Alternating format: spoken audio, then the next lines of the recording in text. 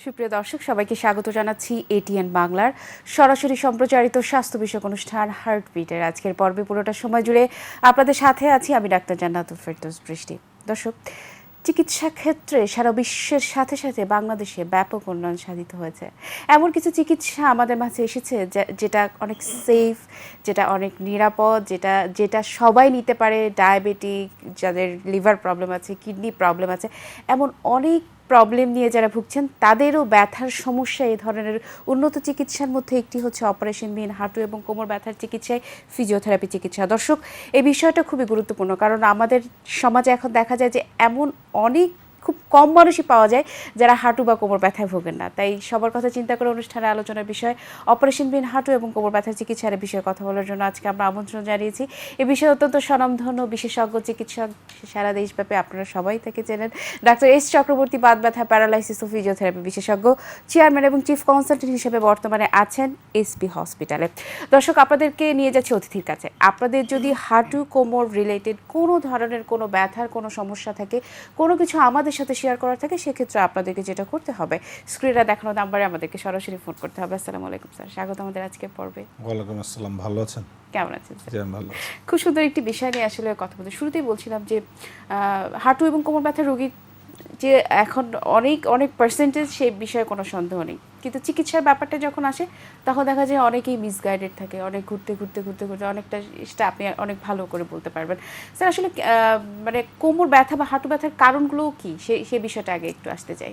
ধন্যবাদ। আসলে আমরা ছোটবেলায় দেখেছি হাঁটু কোমর ব্যথা সাধারণত আমাদের দাদা দাদি নানা তাদেরকে হতো, বয়স্কদের সাধারণত কোমর ব্যথা হতো, কিন্তু ইদানিং দেখা যাচ্ছে যেটা যে ইয়াং জেনারেশনের মধ্যে কিন্তু প্রচুর পরিমাণে রোগী আমরা পেয়ে থাকি আচ্ছা, হাঁটু ব্যথা বা কোমর ব্যথার রোগী। তার একটা কারণ হচ্ছে মেকানিক্যাল প্রবলেমটা হচ্ছে, যেটা ফিজিক্যাল মুভমেন্ট আমাদের কম, এক্সারসাইজ না, আমাদের বডি আনফিট হয়ে যাচ্ছে। আজ থেকে 20 বছর 30 বছর আগে খেটে খাওয়া মানুষ প্রচুর পরিমাণে ছিল, যারা প্রয়োজনে হাঁটতো, কাজের তাগিদে হাঁটতো, বাজারে যাওয়ার জন্য হাঁটতো, স্কুলে যাওয়ার জন্য হাঁটতো। লাইফস্টাইলটাই বাট এখন যেটা হচ্ছে যে ঘর থেকে বেরোলে রিক্সা পাওয়া যায়, গাড়িতে যাচ্ছে, তো এখনকার ছেলেমেয়েরা বাচ্চারাও হাঁটা চলা বন্ধ করে দিয়েছে। যেটা ছোটবেলা আমরা দেখেছি, আমি প্রতিদিন কমপক্ষে 20 কিলোমিটার হেঁটেছি স্কুলে যাওয়ার জন্য। তো বাসা থেকে 3 কিলোমিটার দূরে স্কুল ছিল, তো স্কুলে 4 বার যাওয়া আসা লাগতো দিনে।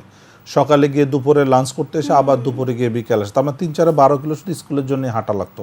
এরপরে তো স্কুলের মাঠে দৌড়াদৌড়ি খেলাধুলা ছিলই, পাশাপাশি বাজারে যাওয়া, মাঠে যাওয়া, গুড্ডি উড়ানো, তো সব কিছু মিলে 20-25 কিলোমিটার প্রতিদিন হাঁটাহাঁটি করতাম। যার ফলে কী হতো, আমরা কিন্তু আসলে ফিজিক্যালি হেলদি হয় নাই কখনো। আমরা ওভার ওয়েট বা ওবেসিটি ছোটোবেলা আমরা কখনোই ছিলাম না। খাওয়া দাওয়া তো ডাইটিং ছিলই না, প্রচুর পরিমাণে ফুড খেতাম, তারপরেও কখনোই আমরা ওয়েট গেইন করি নাই। বাট এখন যেটা হচ্ছে যে কাজ না করার কারণে, ফিজিক্যাল ওয়ার্ক না করার কারণে একটু খেলেই বাচ্চারা মোটা হয়ে যাচ্ছে। আর এই ওবেসিটি হচ্ছে সবচেয়ে বড় ক্ষতিকর হচ্ছে, এবং এই যে মুভমেন্ট নাই, যে কারণে বডির ফিটনেস কিন্তু ফল করছে, বডির যে ইমিউন সিস্টেমটাও কিন্তু আস্তে আস্তে ফল করছে, যে কারণে বিভিন্ন রোগ বালায় বেড়ে যাচ্ছে। একটু কিছু হলেই কিন্তু অ্যান্টিবায়োটিক খাওয়া লাগছে। ছোটোবেলা আমরা কিন্তু জ্বর খাচ্ছি, ঠান্ডা হলে কিন্তু অ্যান্টিবায়োটিক খাই নাই, আমরা একটু সিরাপ খেয়েছি, লাল নীল 2 দাগ 3 দাগে সিরাপ খেয়েছি, বাস জ্বর ভালো হয়েছে, কত রোগ, সমস্ত রোগ ভালো হয়ে যেত। অ্যান্টিবায়োটিক কিন্তু আমরা খেতাম না। বাট এখন কিন্তু কিছু হলেই সেফ3, কিছু হলেই 3rd জেনারেশন অ্যান্টিবায়োটিক প্রয়োজন, 1st জেনারেশন 2nd জেনারেশন কোনো কাজেই লাগে না।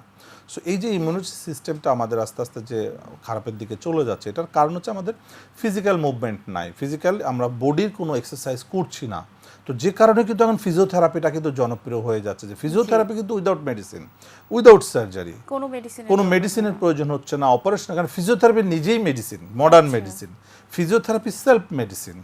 সে কি করছে, বডির ইমিউন সিস্টেমটাকে ডেভেলপ করে দিচ্ছে, মানে মেডিসিন প্রোডাকশন করে দিচ্ছে।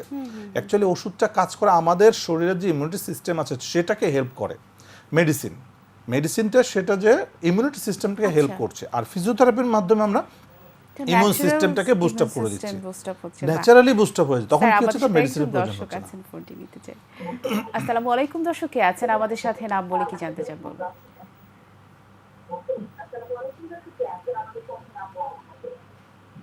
হ্যালো হ্যালো দর্শক, শুনতে পাচ্ছি, বলুন কি জানতে চান।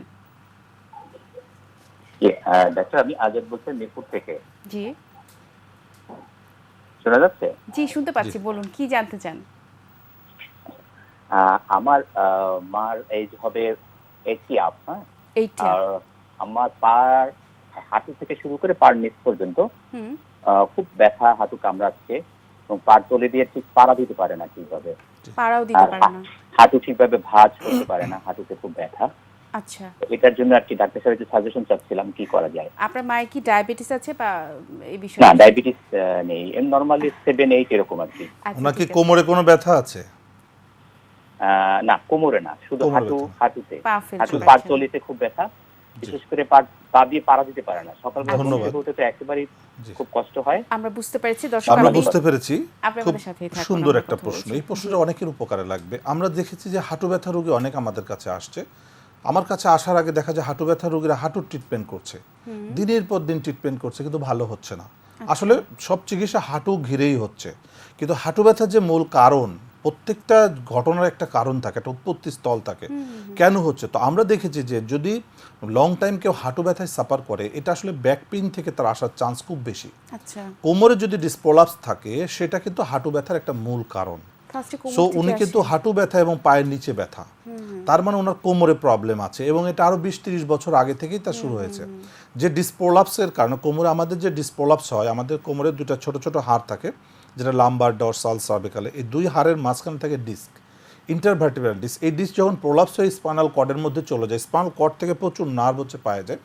নার্ভকে ইনজুরি যখন করে, প্রথমে পেইন থাকে, নার্ভ ইনজুরি হলে পেইন থাকে না, তখন সেন্সেশন লস হয়ে পা উইকনেস ডেভেলপ করে। আচ্ছা, পা যত উইক হতে থাকে, বডির ওজনটা গিয়ে আঘাত করে হাঁটুর মধ্যে, তখন হাঁটুর কার্টিলেজ ড্যামেজ হতে থাকে, এবং আমাদের কোমর থেকে নার্ভ হচ্ছে পায়ের দিকে যায়, তখন পায়ের তলিতে ব্যথা করে, গোড়ালিতে ব্যথা করে, পা ঝিঝি করে, একটু হাঁটলে পরে আর হাঁটতে পারে না, হাঁপায় যায় বা টায়ার্ড হয়ে যায়, শরীরের ওজন বেড়ে যাচ্ছে আস্তে আস্তে, মানে ওজনটা খুব মানে ওভারওয়েট মনে হয়, হাঁটতে পারে না। তখন আর এটা নিতে আসলে পারে কোমর না। থেকে হচ্ছে। তো ওনার যেটা করতে হবে, আসলে হাঁটুর ব্যথা, হাঁটুর ট্রিটমেন্ট করতে হবে, কিন্তু অবশ্যই কোমরটাকে চেক করে নিতে হবে, না হলে হাঁটু ব্যথা কখনোই সে সুস্থ হবে না। যদিও আমি কোমরটাকে চেক না করেছি, ওনার কোমরে একটা এমআরআই করে আগে কোমরটাকে কনফার্ম করতে হবে, কারণ পেশেন্ট কিন্তু তার মাথা কিন্তু সবসময় হাঁটুর মধ্যেই থাকবে, সে কিন্তু উনি কনসেন্ট্রেট বলছে যে হাঁটুতে। পায়ের তালুতেও পা রাইট। ফেলতে পারে সো না তার যে আসলে। ব্যথাটা কোমর থেকে আসছে, সেটাকে তাকে বোঝাতে হবে, দেখাতে হবে। এখানে কাউন্সিলিং এর একটা বিষয় থাকে। আচ্ছা, পেশেন্টকে যদি আমরা কাউন্সিলিং সঠিকভাবে না করতে পারি, তাহলে পেশেন্ট কিন্তু সুস্থ হবে না, কারণ পেশেন্ট কিন্তু তার নিজের ট্রিটমেন্ট নিজে করতে হবে, কারণ সবসময় কিন্তু ডাক্তার কিন্তু চিকিৎসা করে দেয় না। Doctor just as a guideline দিচ্ছে, অ্যাজ এ টিচার হিসেবে। একজন টিচার যেমন একটা স্টুডেন্টকে যা শিখায় দেয়, ঠিক তো একজন ডাক্তার কিন্তু তাকে একটা গাইডলাইন দিয়ে দেয় যে আপনি এটা করবেন, কিন্তু করতে হবে রোগীকে। সো রোগী যদি প্রপারলি না বুঝে, তাহলে কিছু করবে না, মেনটেন করবে না, সো হচ্ছে কখনোই সুস্থ হবে না। এই জন্য তাকে একটা এমআরআই করে দেখে তাকে ফিজিওথেরাপির মাধ্যমে ট্রিটমেন্ট করতে হবে, কারণ যেহেতু বয়স হয়ে গিয়েছে, এখানে কিন্তু পেইন কিলার কিন্তু কাজ করবে না, কারণ আর পেইন এই কিলার এই খেতে চাই পেশেন্টে সবাই। আমরা পেইন কিলার দিবই বা কিভাবে? রাইট। 80 ইয়ার্স সো যেটা আমি বলছিলাম যে পেইন কিলার কিন্তু গিয়ে আমার ইমিউন সিস্টেমটাকে একটু হেল্প করবে, কিন্তু সেটাতে কি হবে, পেইন কিলারের কারণে উল্টা রিয়াকশন করে তার কিডনি লিভারে প্রবলেম হতে পারে। জি। কিন্তু আমরা যদি ফিজিওথেরাপি দিয়ে ইমিউন সিস্টেমটাকে ডেভেলপ করে দিই, মাসেলকে বিল্ড আপ করে দিই, বডির ফিটনেসটাকে ডেভেলপ করে দিই, আচ্ছা। তাহলে কিন্তু এই রোগী কিন্তু ভালো বেটার রেজাল্ট পাবে। সে হাঁটা চলা স্বাভাবিক করতে পারবে, এমনকি সে নামাজ কালামও পড়তে পারবে, সব কিছুই পারবে। সো এই কারণে এই পেশেন্টকে কমপ্লিট ট্রিটমেন্ট করতে গেলে ওনাকে একটা কোমরে এমআরআই করে দেখে, তারপরে কনফার্ম করে যে কোথায় কোথায় প্রবলেম আছে, সেই প্রবলেমগুলো সলভ করতে হবে, তাহলেই রোগী আচ্ছা। সুস্থ হবে। আসলে একটা ডিফিকাল্টিস ট্রিটমেন্ট, কারণ একটা ট্রিটমেন্ট মানে একটা কথায় একটা ট্রিটমেন্ট শেষ করা সম্ভব না। হ্যাঁ। আমরা একটা এক্সাম্পল দিই, যেমন একটা তরকারি রান্না করতে গেলে সেই তরকারির সাথে আনুষঙ্গিক অনেক কিছু প্রয়োজন হয়, যেমন আগুন থেকে শুরু করে হাতা, খুন্তি, কড়াই, চামচ, অনেক কিছু প্রয়োজন হয়। ঠিক তো একটা ট্রিটমেন্ট করতে গেলে অনেক কিছু লাগে, অনেক শুধু কিছু ওষুধ দিলাম ভালো হয়ে যাবে, arrangement-এর প্রয়োজন শুধু আছে। থেরাপি দিলাম ভালো হয়ে যাবে, শুধু রেস্ট দিলাম ভালো, একটা combination আছে। রাইট, কম্বিনেশন করতে হবে। কখনো রেস্ট প্রয়োজন হচ্ছে, রেস্টের সাথে থেরাপি প্রয়োজন, থেরাপির সাথে মেডিকেশন আচ্ছা। লাগতে পারে, সেখানে ভিটামিন লাগতে পারে, বিভিন্ন ভাবে ডক্টরের আসলে। সুপারভিশনে থেকে একটা রাইট। তো কমপ্লিট কমপ্লিট ট্রিটমেন্ট করতে গেলে তার আগে প্রথম কথা হচ্ছে ইনভেস্টিগেশন, তাকে আগে কনফার্ম করতে হবে যে তার প্রবলেমটা কোথায়। আচ্ছা, ইনভেস্টিগেশনে আমরা আসছি, কোনটি নিতে চাই। আসসালামু আলাইকুম, দর্শক কে আছেন আমাদের সাথে, নাম বলে কি জানতে চান বলুন। আসসালামু আলাইকুম, আমি মোহাম্মদ কামরুজ্জামান বলছিলাম রাজশাহী থেকে। বলুন কি জানতে চান। আমি আমার সমস্যা হচ্ছিল, আমার বছর 2 আগে কোমরে খুব ব্যথা হচ্ছিল, যে বসলে উঠতে পারতাম না, উঠলে আবার বসতে পারতাম না, এরকম প্রচন্ড ব্যথা।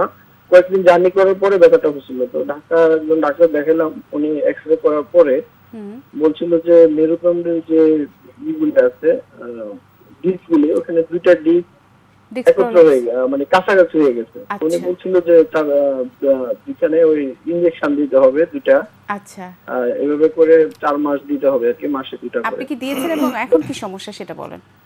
তো পরে আমি করার পরে আর ইনজেকশন না দিয়ে আরেকজন ডাক্তার ক্রস চেকের জন্য দেখালাম। উনি আমাকে বলে যে অনেকে পারিবারিক সমস্যার কারণে এরকম থাকে, কাছে অসুবিধা নাই, উনি একটা ব্যায়াম দেওয়া করে আমি মাসখানিক ব্যায়ামটা করার পরে এই পর্যন্ত 2 বছরের মধ্যে আর কখনো ব্যথা হয়নি। হুম। এবং বললো যে এটা পারিবারিক, অনেকের পারিবারিক ভাবেই থাকে।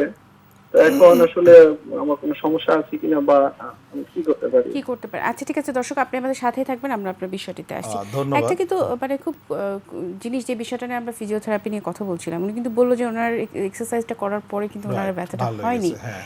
সো এখানে একটা দেখছি যে এটা আমরা ওনার যে পেশেন্ট থেকে ডিসপ্রোলাপস একটা ছিল, রাইট, ওনার পাচ্ছি। ডিসপ্রোলাপস ছিল, সেটা মাইল্ড ডিসপ্রোলাপস ছিল এবং এটা ভালো ট্রিটমেন্ট পেয়েছে, যে এক্সারসাইজ করে সে সুস্থ আছে। এবং এই ফিজিওথেরাপি এক্সারসাইজটাই কন্টিনিউ করে যেতে হবে। আসলে এটাই। এক্সারসাইজ যদি আমরা 12 মাস করি আমাদের কিন্তু কোনো লস নাই, বরঞ্চ আরো বেনিফিটেড। কারণ আচ্ছা। কোমর ব্যথা এক্সারসাইজে ভালো হয়, এক্সারসাইজে ভালো থাকে। তাহলে আমি যদি সুস্থ হয়েও যদি এক্সারসাইজগুলো করি তাহলে আমার কোমর ব্যথা হবে না।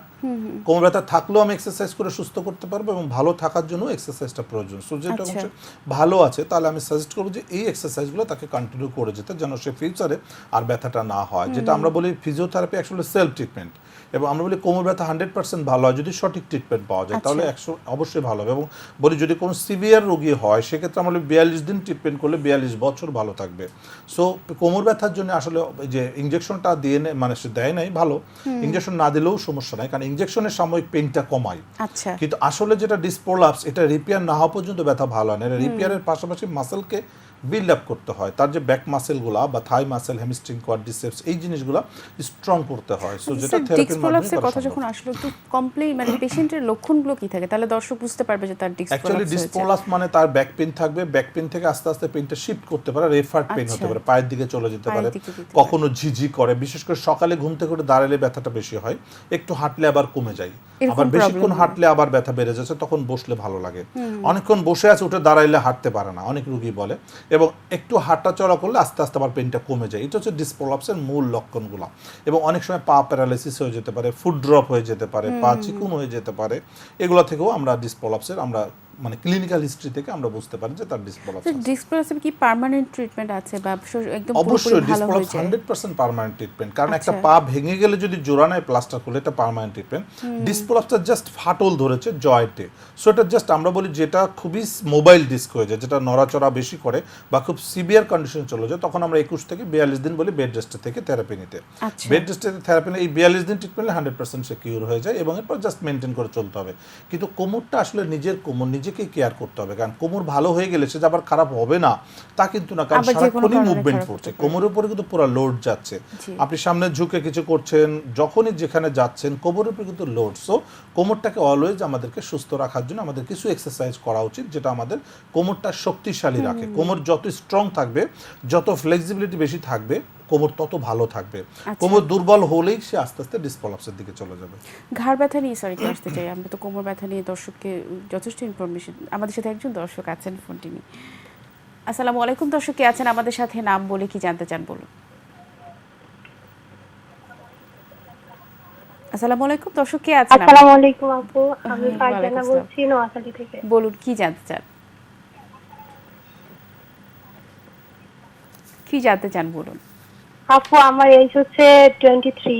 আচ্ছা। মানে এই এত কম বয়সে আমার মানে কোমরে আর ব্যথা হয়, নামাজ পড়তেও ব্যথা হয়, মানে আচ্ছা। এই বয়সে মানে এই প্রবলেমটা কেন হইতেছে? আচ্ছা, কতদিন থেকে হচ্ছে? কতদিন থেকে হচ্ছে? হচ্ছে এই 1 বছরের মতো, 1 বছর না, আরো এক কম, বছর। 4-5 কিছু মাস জানার আছে এরকম। ওর কাছ না, থেকে? বুঝতে ঠিক আছে, পেরেছি। আমাদের এটা সাথেই আসলে- থাকবেন অবশ্যই, আপনার বিষয়টা নিয়ে হ্যাঁ, এখন আসলে কথা খুব বলবো। সুন্দর প্রশ্ন যে ইয়াং জি, জেনারেশনে এত কেন সে কোমর ব্যথা নিজেই হচ্ছে। হ্যাঁ, আসলে অনেক বেশি কোমর ব্যথা confused। যেটা আগে আমরা দেখতাম যে বুড়া বয়সে কোমর ব্যথা হতো, কিন্তু এখন কিন্তু এই বয়সে বেশি হচ্ছে, কারণ আমরা 15 থেকে 20 বছরের মধ্যে কিন্তু আমরা সবাই যে কাজগুলো করি এখানে আমরা ভুল মুভমেন্টটা বেশি করি। বেশিরভাগ ছেলে মেয়েরা সামনে ঝুঁকে কাজ করে, কেউ মানে হয়তো কাজের প্রয়োজনে কাজ করে, কেউ দুষ্টামি করতে গিয়ে কোমর বেন্ড করছে। কোমরটাকে যে আমরা বাঁকা করে করে কাজ করছি, ফলে কিছু কোমরে ছোট ছোট ইনজুরি হয়। যে আমাদের স্পাইন, যে আমাদের লাম্বার রিজনে দুইটা ভার্টিব্রার মাঝখানে যে ডিস্ক থাকে, এটা সব টিস্যু দিয়ে আটকানো থাকে। সো যখনই আমাদের কোমরটা দুর্বল থাকে, আমরা সামনে ঝুঁকে কাজ করতে যাই, তখনই সেখানে ফাটল ধরছে। আচ্ছা। এবং এই ফাটাটা আস্তে আস্তে আস্তে আস্তে বড় হবে। এই যে 23 বছরে ব্যথা শুরু হয়েছে, এটা 30 বছরে গিয়ে এটা তীব্র আকার ধারণ করবে, 40-এ গিয়ে এটা আরো তীব্র হবে। তো যখন রোগী তখন আর সহ্য করতে পারে, তখন ডাক্তারের শরণাপন্ন হচ্ছে।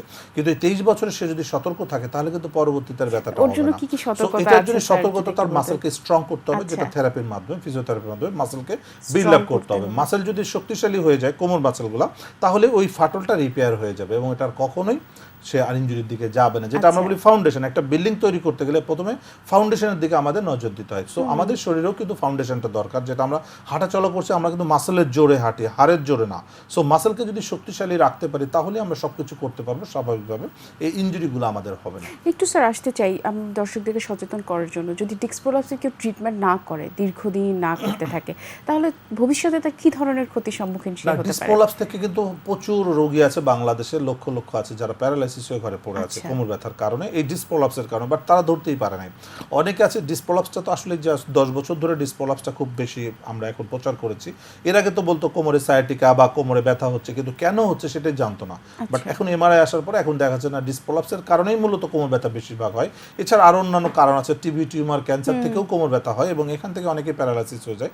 সো কোমর ব্যথাকে কখনোই অবহেলা করা উচিত না। কোমর ব্যথার সঠিক ট্রিটমেন্ট করতে গেলে আপনাকে অবশ্যই একটা এমআরআই করে দেখা উচিত, কারণ অনেক সময় স্পাইনাল কর্ডের মধ্যে টিউমার লুকায়িত থাকে, যেটা কিন্তু আমরা ইনিশিয়াল স্টেজ টের পাবো না। যখন প্যারালাইসিস হয়ে যাবে তখন টের পাবো, কিন্তু ইনিশিয়াল স্টেজে টিউমার ধরা পড়ে এটা কিন্তু ছোট্ট অপারেশনের মাধ্যমে সুস্থ করে ফেলা সম্ভব। বাট যদি এটা বড় আকার ধারণ করে, যখন প্যারালাইসিস হয়ে যাবে তখন অপারেশন করলেও আর ভালো করা সম্ভব না। এই কারণে আমরা বলি অ্যাটলিস্ট কোমর ব্যথা রোগীরা যখনই কোমর ব্যথা নিয়ে আসবে অ্যাটলিস্ট জীবনে একবার এমআরআই করতে হবে, কারণ যদি তার টিউমার থাকে, কারণ কার টিউমার আছে কার নাই আমরা জানি না, কারণ একটা টিউমারের কারণে তার মৃত্যু বা প্যারালাইসিস যে কোনো কিছু হতে পারে। তো যে কারণে আমরা সতর্কতা অবলম্বন করি। স্যার এই আমরা সব চিকিৎসকরাই জানি যে এই লকডাউনের মধ্যে একটা ক্রাইসিস তৈরি হয়েছে, সেটা হচ্ছে যে লকডাউনের সময় যারা দেশে বাইরে চিকিৎসা নিত তারা কিন্তু এখন আর দেশে বাইরে যেতে পারছে না। সো তারা কিন্তু অনেক মাত্রায় কনফিউজ যে তারা এখন কি করবে, কোথায় শুরু করবে চিকিৎসা, বাংলাদেশে কি আদৌ এর চিকিৎসা হচ্ছে কিনা। তো সেক্ষেত্রে যদি আমরা হাঁটু এবং কোমর ব্যথার চিকিৎসার সাথে বাইরের দেশের সাথে তুলনা করি, সেক্ষেত্রে কস্ট এবং মান এই দুটো বিষয় নিয়ে আপনি কি বলতে চান? আমি আসলে অন্যান্য ট্রিটমেন্টের ক্ষেত্রে অতটা আমি অ্যাকচুয়াল বলতে আমি পারবো না, বাট আমি এই ট্রিটমেন্ট সম্পর্কে আমি 100% গ্যারান্টিতে বলতে পারি যে কোমর ব্যথা, হাঁটু ব্যথা, ঘাড় ব্যথা বা প্যারালাইসিসের জন্য পৃথিবীর কোনো দেশে যাওয়ার দরকার নাই। বাংলাদেশে আমরা পৃথিবীর যে কোনো দেশের তুলনায় ভালো ট্রিটমেন্ট দিতে সক্ষম, এবং এটা কস্ট আমি মনে করি সারা পৃথিবীতে সবচেয়ে সস্তা বাংলাদেশে। যে এত সস্তা এই ফিজিওথেরাপি একটু কস্টের যদি ধারণা অ্যাকচুয়ালি যেটা আমরা যদি আমরা বাংলাদেশের সাথে ইন্ডিয়াকেও তুলনা করি, যে বাংলাদেশে একটা থেরাপি চার্জ আমরা 300 টাকাও দিতে পারি, যেটা ইন্ডিয়াতেও কিন্তু দেওয়া সম্ভব না। 500 রুপি নিচে থেরাপি সেখানে সাধারণত দেওয়া হয় না। আমরা পাশাপাশি যেটা সাধারণত বাংলাদেশ থেকে রোগীরা বেশিরভাগ যেমন সিঙ্গাপুরে যায়, সিঙ্গাপুরে একটা ফিজিওথেরাপি চার্জ মিনিমাম 10,000 টাকা নিচ্ছে। আমেরিকাতে যেটা 25,000 টাকা পার সেশন, সেম জিনিস, সেম থেরাপি, যে ম্যানুয়াল থেরাপি যেটা সেম থেরাপি 25,000 টাকা একটা থেরাপি সেশন, একটা চার্জ, তাহলে অনেক এক্সপেন্সিভ। বাট আমাদের দেশে 300, 400, 500 টাকা আমরা থেরাপি দিচ্ছি, যেটা আমাদের দেশে অনেক চিপ। এবং আমাদের দেশে আসলে যেহেতু আমাদের এখানে লেবার কস্ট কম আমাদের, যেটা যে কারণে আমরা পারছি, এবং আমাদের দেশের ট্রিটমেন্ট কিন্তু সারা পৃথিবীর যে কোনো দেশের তুলনায় আমরা বলবো না কোনো অংশে কম আছে, অবশ্যই তাদের থেকে ভালো আছে। কারণ আমাদের যে আন্তরিকতা সেটা আমি মনে করি যে অন্য দেশের থেকে অনেক বেটার আন্তরিকতা দেবো, কারণ আমার দেশের মানুষকে আমি ট্রিটমেন্ট করবো, আমি সেখানে অবশ্যই এটা ভিতরে একটা স্যাটিসফ্যাকশন আছে। আমি আরেকটা বিষয় যে বিষয়টায় আসতে চাই, যে এই যে আপনি কষ্টের কথাটা বললেন, এবং আসলে এই ধরনের রোগীগুলো সুস্থ হতে কতদিন সময় লাগে, যে হাঁটু এবং কোমর ব্যথার? না আসলে কোমর ব্যথা রোগী সুস্থ হতে আমি যেটা বলি যে সর্বোচ্চ 3 মাসের মধ্যে আমরা কোমর ব্যথা রোগীদেরকে আমরা নামাজ পড়ে তাকে কমপ্লিট তাকে সার্টিফিকেট দিয়ে দিচ্ছি যে এখন আপনি স্বাভাবিক সব কিছু করতে পারবেন। এটা আমরা বিভিন্ন স্টেজে করি, যেমন আমরা প্রথমে 21 দিন হসপিটালে, বেশি সিভিয়ার কেস হলে 21 দিন হসপিটালে রেখে ট্রিটমেন্ট করে বাড়িতে ছেড়ে দিই। বাড়িতে গিয়ে সে নিজেরটা নিজে করছে, কারণ আমরা শিখিয়ে দিচ্ছি। আমরা সবসময় সেজন্য আমাদের উপর ডিপেন্ডেন্ট না হয়, এই জন্য তাকে আমি এক্সপার্ট করে দিচ্ছি। আচ্ছা, সেই শিখে যাচ্ছে এবং সে বাসাতে করতে পারছে। আমাদের সাথে আরেকজন দর্শক আছেন, ফোনটা নিতে চাই। আসসালামু আলাইকুম, দর্শক কে আছেন আমাদের সাথে, নাম বলে কি জানতে চান? আসসালামু আলাইকুম, আমি মনির। জি বলুন, কি জানতে চান? হ্যালো, জি আমরা শুনতে পাচ্ছি, বলুন কি জানতে চান? আমার মানে একটা সাইড মানে ওই মানে আমি যে সাইডে শুই ওই সাইডে আছে না, অবেশের মতন হয়ে যায়, অবশ্যই প্রচন্ড ব্যথা হয় আচ্ছা, রাতেরবেলা, কোন দিনেরবেলা, সাইডে? যে কোনো সময় শুইলে। আচ্ছা, এটা কেন হচ্ছে এটা না মানে আপনার বয়স কত?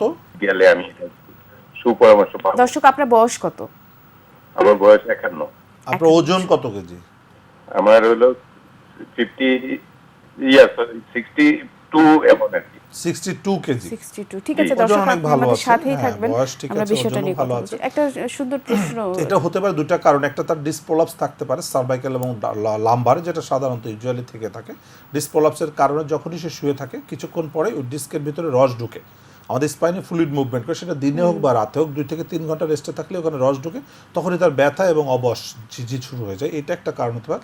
আরেকটা হচ্ছে আপনি শক্ত জায়গা যদি শুয়ে থাকেন, যেমন কাঠের উপরে শুয়ে আছি বা ফ্লোরে শুয়ে আছি, সেক্ষেত্রে কি হচ্ছে নার্ভের উপরে কম্প্রেশন খেয়ে নার্ভ তখন সাপ্লাই বন্ধ হয়ে যায়, আবার উঠে বসলে আবার আস্তে আস্তে ঠিক হয়ে যায়। এই কারণেও হতে পারে, যেটা মেকানিক্যাল যে এবং হতে পারে, এবং যেটা হচ্ছে তার ইনস্ট্যান্ট যেটা হচ্ছে, যেটা আমরা ডিসপ্রলাপস হলে বলে মেকানিক্যাল ঘটনা ঘটছে। তো এটার জন্য আসলে তাকে ক্লিনিক্যাল এক্সামিনেশন এবং কিছু প্যাথোলজিক্যাল, যেমন একটা এমআরআই করে আমরা রেডিওলজিক্যাল একটা ফাইন্ডিংস করে আমরা দেখতে পারি, যে কনফার্ম করতে হবে যে আসলে কি কারণে হচ্ছে। এটা কি Find out করতে শক্ত হবে। হার্ড সারফেসে শোয়ার কারণে হচ্ছে, নাকি উনি নর্মাল নরম জায়গায় শুলেও ব্যথাটা হয়। যদি নরম জায়গায় শুলে ব্যথাটা হয় তাহলে বুঝতে হবে তার ডিসপ্রলাপস আছে। আচ্ছা, একটা সামাজিক একটা বিষয় নিয়ে কথা বলতে চাচ্ছিলাম, সেটা হচ্ছে যে দেখা যায় যে থেরাপির কথা আমরা যখন বলছি, অনেকে বাজার থেকে প্রোডাক্ট, বিভিন্ন ধরনের মেশিন এগুলো কিনে থেরাপি দেওয়ার চেষ্টা করে।